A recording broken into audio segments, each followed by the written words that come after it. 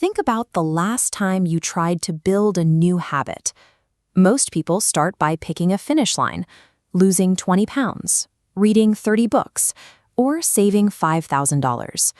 Focusing entirely on that end goal is the primary reason most habit changes fail. Your daily actions are a direct byproduct of your self-image. The beliefs you hold about the kind of person you are serve as the baseline for the decisions you make every hour. To build habits that actually last, we need to map the process correctly. We will start with the 3 layers of change, identify the outcome trap, explain the identity habit loop, and finally, look at the process of gathering evidence. Attempting to maintain a new routine is nearly impossible if that routine actively conflicts with how you see yourself. Behavior change functions like a system of 3 concentric rings, similar to the layers of an onion. The outermost layer is outcomes. This level focuses on what you get, the specific results, like hitting a target weight or finishing a project. The middle layer is processes. This involves what you do, the daily actions like your workout routine or how you organize your workspace. The deepest layer is identity. This core represents what you believe, your self-image, and the assumptions you hold about your own capabilities. Lasting change relies on an inside-out approach. When you begin with the identity core, your actions and eventual results flow naturally from that new foundation. If you want your results to be permanent, you have to address the identity level first. External results are simply the final manifestation of internal beliefs. Consider a scenario where you are trying to improve your diet, and someone offers you a donut.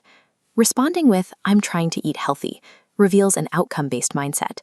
You still see yourself as someone who wants the donut, but is temporarily forcing themselves to say no.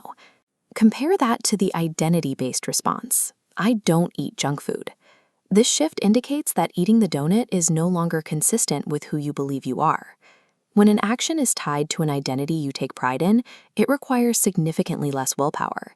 Someone who identifies as a knitter doesn't have to motivate themselves to pick up the needles. They do it because it's part of their nature. By focusing on the person you believe you are, rather than the result you want, rejecting a bad habit becomes a natural reflex instead of a constant struggle. If your beliefs drive your actions, then we have to ask how you actually change those beliefs in the first place. It's a reciprocal relationship. While our current beliefs drive our actions, there is a second half to this loop. Our past experiences and repeated actions are what construct our beliefs. Every action you take is a feedback signal that tells your brain what kind of person you are. If you go to the gym consistently, you are providing your brain with data points. Each session reinforces the idea that you are a fitness-conscious person until that belief becomes your default setting. Your habits personify your identity. They exist in a dynamic loop where your actions and your self-image are constantly reinforcing each other. To change who you are, you have to treat the process like a trial. You need to build a case by gathering evidence to prove a new identity to yourself. Start with a precise definition of the identity you want to embrace, like, "I am a financially disciplined person." Then use tiny daily actions to cast votes for that identity. Each small habit is a new data point. Cooking at home instead of ordering out is one vote. Reading a book on personal finance is another. As this evidence accumulates, the new identity begins to feel like a fact. Think about your own goals. What is the specific identity you want to adopt? What small action can you take today to provide a piece of evidence for it? The more frequently you repeat these small actions, the more weight they carry. This evidence provides the mental proof needed to view your new identity as a reality. First, the 3 layers of change: the outcome trap, the identity habit loop, and gathering evidence.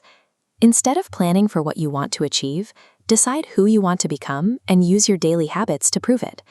Thanks for watching. Subscribe for more step-by-step guides to mastering your behavior.